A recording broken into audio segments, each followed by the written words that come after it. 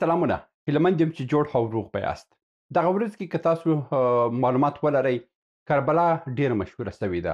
ان دومره مشهوره سوې ده چې د مکه شریف زاهرین او لیدونکي یوازې 10 میلیونه دي، مګر د کربلا لیدونکي او زاهرین چې دي هغه 21 میلیونه ته رسېدلي دي.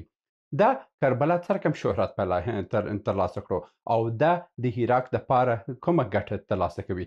موږ څه بدیل لرو د دې زیارتونو په لپاره او موږ هم کولی سو د زیارتونو د ادرسه پیسې جمع کړو که نه. نن پر دې به موضوع باندې خبرې کومه. دا ځکه چې زیارتونه په نړۍ کې دریم عایداتي مقام لري. لومړی معدنیات دی، دویم انټرنیټ عایداتي دی چې ډېر هیوادونه یې نه لري، مګر هغه هیوادونه چې لري هغه په دویم مقام کې دي، او دریم مقام چې دی دا د زیارتونو مقام دی. نن پر دې باندې خبرې کوم چې کوم هیوادونه د زیارتونو څخه میلیاردونه ډالر ترلاسه کوي او موږ هم دا کار کولی سو که یې نسو کولی. زه پر موضوع باندې خبرې کوم او تر اضافي خبرې تېرېږو.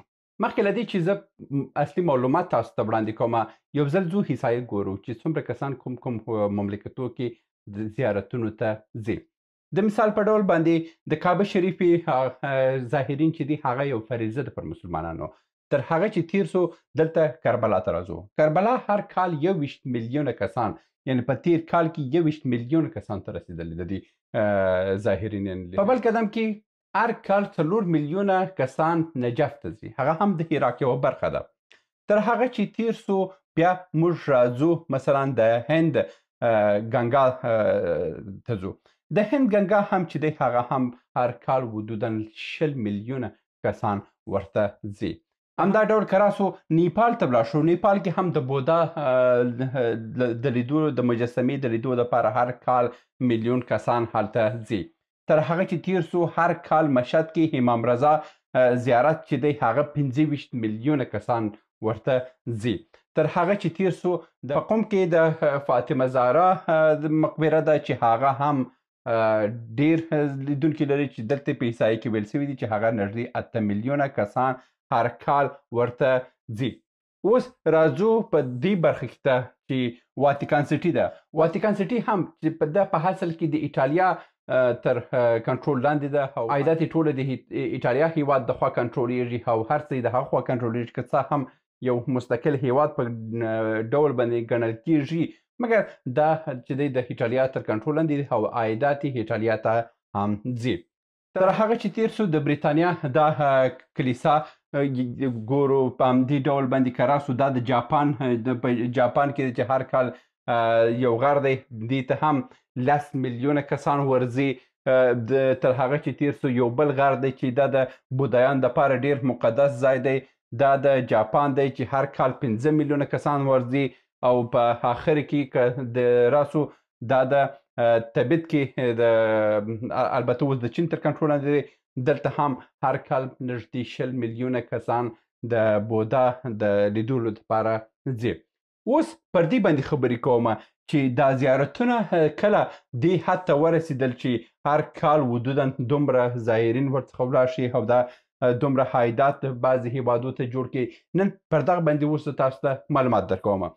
د عثماني خلافت وروسته عربستان د مصریانو په مرسته د انګریزانو تر مستعمرې لاندې راغلو، چې کله یې هلته انګریزانو ولیدل چې مکه شریف ته هر کال دومره کسان راځي د زیارت کولو دپاره، هغه ځکه چې هلته پر مسلمانانو باندې فرض و، انګریزانو د دې کار څخه لویه ګټه واخیستل. انګریزانو د هر هیواد کې زیارتونه جوړ کړل، چې دا زیارتونه همدا اوس هم چې بعضې زیارتونه په افغانستان کې دي هغه هم د انګریزانو د وخته جوړ سوي دي، چې حتی هېڅ پکښې کې به نه اوسي، مګر هغه یو ښه نوم لري او ډېر خلک تر اوسه پورې هم ورته ځي. په همدا ډول په هند کې زیارتونه جوړ کړه، پاکستان کې زیارتونه جوړ کړه، په ایران کې زیارتونه جوړ کړه، په ډېرو هیوادو کې زیارتونه جوړ کړه او د دغه زیارتونو د ادرسه یې بیا خلک مصروفه هم ساتل، د دوی څخه عایدات هم ټولول او دا ډېر شهرت پیدا کړ، چې بیا وروسته دغه کار بیخي ولاړ امریکا ته اروپا ته هم ولاړو، بیا امریکا ته هم ولاړو.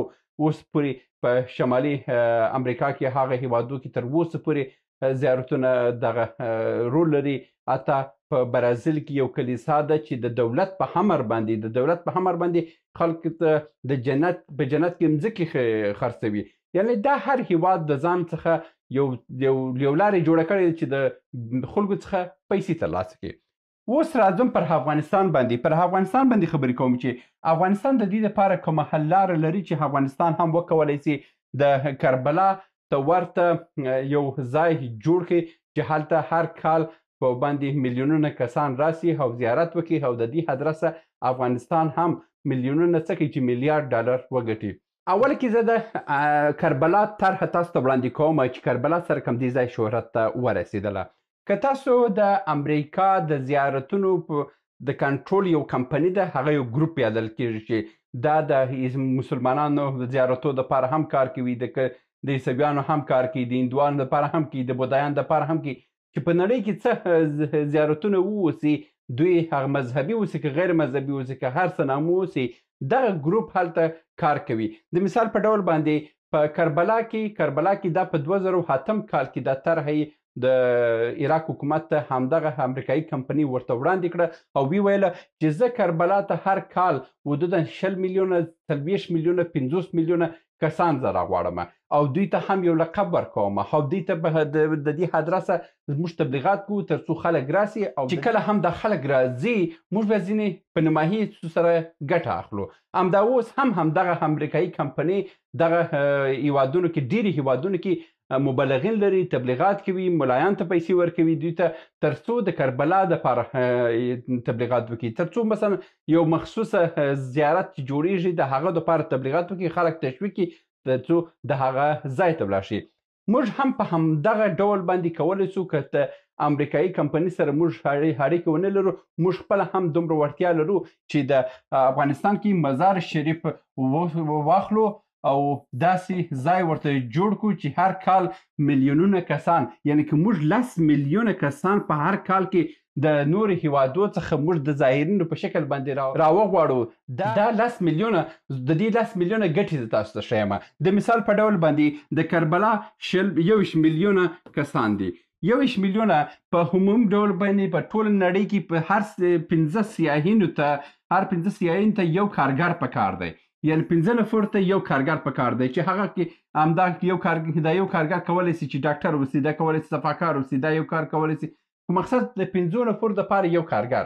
یعنې که دلته 21 میلیونه کسان راځي نو دلته خامخا چې دی دا 4 میلیونه کسان ته د وظیفه پیدا کېږي.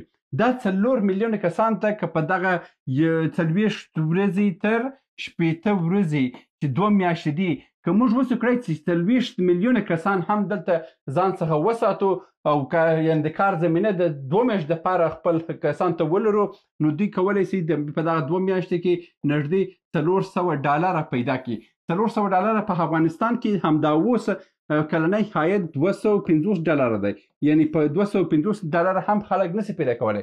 که موږ $400 په 2 میاشتو کې هم یو کس ته پیدا کړو هغه هم د ماښام ډوډۍ ده، لکه څنګه چې په عراق کې دا کار شوی دی، لکه څنګه چې همدا اوس په جاپان کې دا کار شوی دی، لکه څنګه چې په نیپال کې شوی دی، لکه څنګه چې هند کې دا شوی دی، لکه څنګه چې تر اوسه پورې هم انګلستان د همدې هدرسه څو زیارتونه د عیسویت د هدرسه لري، دوی هم دا خلک رابلي او هر کال ورڅخه پیسې شکوي.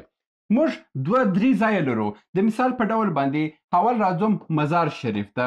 مزار شریف ته که راسو، یعنې مزار شریف ته موږ تبلیغات وکړو او خلک راوبلو او ورته ووایو چې دا د حضرت علي رضی الله تعالی عنه اصلي مقبره ده او پر دې باندې موږ تبلیغات وکړو او ملا صاحبانو د هر روحانیون چې په نور هیوادو کې دي هغو ته موږ پیسې ورکړو او خلک دې ته تشویق کړي چې دلته مزار شریف ته راسي د دې زیارت لیدو ته او چې راله دا لومړی کال ورته پکیجونه جوړوي. عراق کې څه وکړه؟ عراق کې همدا اوسه پورې تر اوسه پورې چې څوک ځي کربلا ته هلته ډوډۍ مفته ورکوي، نذرانه ورته ورکوي، نذرانه ورکوي چې څوک په زیارت کې دي هغه ته یو شوله ورکوي، یو غاب شوله، مګر د زیارته چې ووتل بیا ځینې جیبونه شکوي. دوی د نذرانې په نامه باندې دا چې د ډېر خلک ورته وایي چې ورځه په کربلا کې ډوډۍ ته مفته درکوي، ورځه تا ته ویزه مفته درکوي.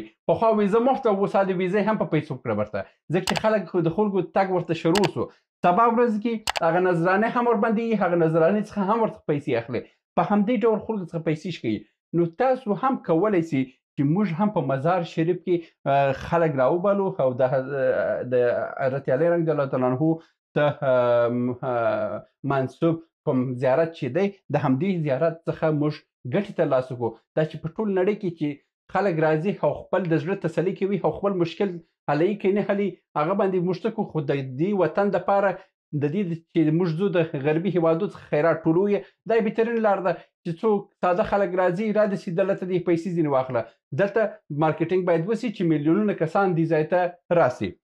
بل زیارت چې موږ لرو هغه ډېر مهمه او ډېر ښه ګټور زیارت دی. هغه په فراه ولایت کې د ګرما بابا زیارت دی. ګرما بابا زیارت چې دی دا په فراه ولایت کې دی. دا د په اصل کې د سلفر د کان لاندې اوبه راتېرېږي. د سلفر کې چې کله هم اوبه راتېر سي سلفر او مګنیزیم دا هغه اوبه ګرموي، هغه اوبه حتی هیشي. نو په همدې ډول باندې د په کوم زیارت چې د ګرما بابا په نامه باندې مشهوره سوی په فراه ولایت کې هغه هم د سلفر څخه اوبه تېرېږي. که تاسو یو رقم پلاستیکان لیدلی اوسي پکښې که اوبه واچي هغه ګرمېږي او خپل ډوډۍ پکښې ګرموي. دا زیاتره په نظامي برخو کې همدا ډول د مخابراتو انجینران دا استعمالوي. که همدغه ډول باندې د همدې ګرما بابا زیارت ته هم موږ یو پلان جوړ کړو چې کوم کسان چې راځي ګرما بابا ته دلته دې 40 ورځې تېرې کړي. که غواړي چې ځوان سي 40 ورځې دې تېر کړي. 40 ورځې هر سهار یو حمام دې وکړي او ورته یو فیس واش واخلئ. څه شان باید واخیستل سي؟ یو فیس واش واخله، یو شامپو ښه واخله او یو باډي واش یا صابون ورته واخله. دغه کس چې 40 ورځې یا 80 ورځې په ګرما بابا کې امامونه وکړه دا خود په خوده ښایسته کېږي. دا چې په هنداره کې په ځان ته وګوري چې والله دا خو ډېر غټ زیارت دی او دا ډېر اثر یې راباندې وکړی. دا ځینې 10 نفره نور تاسو تبلیغ کوي. بل کال ته ووینئ ګرما بابا باندې بسته لښکر جوړ سو. هغه د شیخ نصرالدین کیسه ده ویل په یو وخت کې نصرالدین شیخ نصرالدین سو، هم دارا سو، هم شتمن سو، هر څه زین سو. نو موږ هم کولی سو چې د زیارتو د حضرت څخه پیسې ترلاسه کړو. زیارتونه همدا اوس په نړۍ کې دریم عایداتي منبع ده. یعنې لومړی معدنیات دي، دویم ټکنالوژي ده، دریم چې د زیارتونه همدا اوس هم دریم مقام د زیارتونه دی. او موږ هم په افغانستان کې ښه منبع لرو. یو خو د مزار شریف او د بل د ګرما بابا. که د مزار شریف دپاره خلک نه سو رابللی، د ګرما بابا زیارت دپاره داسې خلک رابللی سو چې زړه دې وغواړي. همدا اوس هغه کوم سرمایه‌داره طبقه چې ځي ترکیې ته د ښکلا د جراحۍ دپاره، د پوستکي د ډاکټرانو د لیدو دپاره دغه ځي هلته ترکیې ته ځي. او مثلا د ایران څخه ځي، د عراق ځي، د پاکستان ځي، د افغانستان ځي، د تاجکستان، ازبکستان، ترکمنستان، د دې ټولو هېوادو څخه ځي، د هندوستان څخه ځي. موږ کولی سو چې دغه کسان راوغواړو 40 ورځې ورته حواله کړو، یو پکیج جوړ کړو، ورته ووایو چې دا پکیج چې دی مفت ویزه، مفت ډوډۍ، مفت سکونات، بس راسئ په ګرما بابا کې 2 کاله 3 کاله دغسې مفت ډوډۍ ورته ورکئ. دا به څو کسان راسي؟ دا به 1000 نفره 2000 نفره دا به په حولو کلونو کې راسي. چې کله دا خبره میلیون ته ورسېدل دا په پیسې ورباندې چارج کوئ، ویزه هم په پیسو کوئ، دلته چې راځي کښېني دلته دا کښېناستل هم په پیسو کوئ، ډوډۍ هم په پیسو کوئ، شامپو هم په پیسو کوئ، لامبل هم په پیسو کوئ، عایدات ترلاسه کوئ، پیسې ترلاسه کوئ. یعنې همدا اوس که زه په افغانستان کې مسؤل وای په والله بله چې د خاورو څخه مې هم پیسې ورته جوړې کړې نه وای. اوس په استرالیا کې یوه کمپنۍ لرم، بل کال ته بل کمپنۍ، بل کال ته بل کمپنۍ، 3 کمپنیانې زه په 3 کال کې خامخا درته جوړوم او دا په ثبوت به تاسو ته انشاءالله ورسوم. اول کمپنۍ خو په 12 ژبو باندې موږ کارتون جوړوو. هغه د راتلونکي څو ورځې کې موږ 2 مرحلې ته ځو. راتلونکي کال یو بل کمپنۍ ده او پر راتلونکي کال کې بل کمپنۍ ده. نو دی موږ کولی چې د یو کمپنۍ د عایدات څخه بیا نور ځایونه هم جوړ کړو. نو په دغه ډول باندې که موږ په افغانستان کې عایداتي مرکزونه جوړ نه کړو او د معدنیات خو هسې هم موږ ته نه رسېږي، چې نه رسېږي معدنیات تر څو چې موږ په پښو درېږو. بهترینه منبع اوس زیارتونه دي چې نه ټکنالوژي موږ کولی سو په ټکنالوژي به ته ورسېږو، نه کولی سو چې خپل معدنیات ترلاسه کړو. د دنیا حوالو دومو منبعو څخه موږ داسې یو بېغمه یو، یعنې هغه ته موږ نسو رسېدلی. دریم منبع ته بهترینه فرصت برابر دی، ونیسئ د دغه فرصت څخه استفاده وکړئ. ګرما بابا فعاله کړئ، د مزار شریف فعاله کړئ، یعنې دا لقب هم ورته ورکړئ چې څوک داسې ته مزار شریف ته راغی هغه ته یو لقب ورکړئ، مزاري صاحب ورته لقب ورته ورکړئ. دا اوس کربلایي ورته لقب ورکړی دی، هغه د خلک راځي وځي دی. په همدغه ډول باندې موږ تاسو هم یو لقب ورته ورکولی سو خلک تشویق کوي چې هلته مزاري ځي خپل په هیواد کې هم ورته پیسې ورکړي چې تاسو ورته تبلیغات وکړئ دا وکړئ مارکیټینګ وکړئ تر څو زموږ زیارتونه فعال سي دغه د امام رضا زیارت همدا د امام رضا زیارت ته 25 میلیونه کسان چې ورځي 25 میلیونه کسان په دې کې خامخا 10 میلیونه کسان د بهر ملکو څخه راځي په امام رضا کې څه شی دی هیڅ نشته امام رضا خپل بیچاره په اتو کې ډبل دی هغه وګوره واسه دی غوزدی راځي په میلیونونه 25 میلیونه خلک راځي امام رضا دعا کوي چې زموږ مراد راکړي بیا که خلک دي چې بیا که خلک دي د دې څخه استفاده وکړي چې خپل ماښام ډوډۍ په پیدا کړي هغه متل دی وایي چې تر څو چې د ساده په دنیا کې اوسې هوښیار مفلس نه پاتې کېږي اوس هم تاسو چالاکي وکړئ د هر یعنی خپل په وطن کې هر منبع څخه پیسې پیدا کړئ ایران همدا اوس 10 زیارتونه جوړ کړي دي د هر زیارت ته په یو نوم ورکړی دی بس په اول کې مارکیټینګ یې کړی دی چې ها دغه زیارت چې دی ستاسو مراد خدای درکوي تاسو ته پیسې درکوي تاسو دا کوي تاسو مشکل حلوي هرته اوس یې مارکیټینګ ورته کړی دی هر زیارت 25 میلیونه کسان هر کال لیدونکي لري 15 میلیونه 10 میلیونه تر 15 میلیونه که د خپل ایرانیان وسي 10 میلیونه خو د بهر ملک راځي ورته دغه 10 میلیونه چې د بهر ملک تاسو ته سیلانیان راسي او دلته 40 ورځې وساته یو قانون ورته جوړ کړه د مثال په ډول باندې په ګرما بابا کې څوک غواړي چې برته ځوان سي 15 ورځې به درته تیروي 15 ورځې کې به سهار حمام کوي ماښام به بیا خپل مخ پریوي په دې ګرمو اوبو باندې او ورسره بیا فیس واش هم ورکړه شامپو هم ورکړه صابون هم ورته ورکړه دغه کسان چې 40 ورځې په 15 ورځې رد برده باندې حمامونه وکړي خود شایسته کېږي خود به خود شایسته کېږي خو دا په کلونو کې د خلک حمام نه کوي چې حمام یې کولو د دې پوستکی د خرابي دی اولو کلو کې د فیس واش هم ورته مفت ورکړه صابون هم ورته مفت ورکړه شامپو هم ورته مفت ورکړه هر سهار یو وچونه هم ورته ورکړه چې خپل بدن ورسره وچ کړي یعنی په لومړي ځل کې ښه د خلکو حفاظت په وړیا ډول باندې وکړه دا هر یو چې ځي خپل هیواد ته ځي هر یو چې خپل سیمې ته ځي دا هغو ته لس دپاره نور ته وایي چې هغه سړی ګرما بابا دی وچ پوستکی دې ښکلی کوي د ټپونو ډک پوستکی دې ښکلی کوي د زورچکو ډک پوستکی دې ښه کوي همدا ډول باندې تاسو بیا د دې زیارت دپاره ونیسئ په جلدي ډاکټران ورته ونیسئ هغه ډاکټران په مشوره باندې کار وکړئ چې دا خلک راځي دوی ته طریقه کار وښوئ دلته په زرګونه خلک باید تاسو په کار واچوئ په زرګونه څه کې زه میلیون کسان په ګرما بابا او په مزار شریف کې زه په میلیون کسان زه په کار اچوم چې 10 میلیونه کسان زه د کاله ولرم 1 میلیون خو خامخا په باندې کارګران زه جوړوم 1 میلیون کارګر چې زه ولرم 1 میلیون کارګر همدا اوس په افغانستان کې 1 میلیون کارګر موږ نه لرو حکومت دومره کارګر نه لري یعنی که موږ په ټول افغانستان کې 40 میلیونه نفوس دی 40 میلیون نفوس که موږ 8 میلیونه نفوس ته 8 میلیون نفوس ته د کار زمینه پیدا کوو په افغانستان کې فقر ختم دی هر کس به موټر ولري هر کس به ښه ژوند ته لاسرسی ولري هر کس به برق ولري هر کس به ایر کنډیشن ولري هر کس به انټرنیټ ولري هر کس به ښه موبایل ولري هر کس به خوشحاله واوسي نو په همدې ډول باندې که وغواړو چې دا په 8 میلیون ته د کار زمینه پیدا کوو لومړی خو دغه تیر ویډیو کې مې تاسو ته ویلي دي چې 3400 مارکیټونه 3400 مارکیټونه په دې کې زه خامخا 3 میلیونه تر 15 میلیونه کسان دلته په کار اچوم په زیارتونو کې 1 میلیون زه 100% په کار اچوم 1 میلیون څخه تر 2 میلیونه زه 100% په داسې کې کارګر په کار اچوم په حکومت کې چې کله کارونه ډیریږي خامخا حکومت هم ضرورت لري چې رسیدګي ورته وکړي نو د همدې طریقو څخه موږ کولی شو چې خپل 40 میلیونه انسانانو ته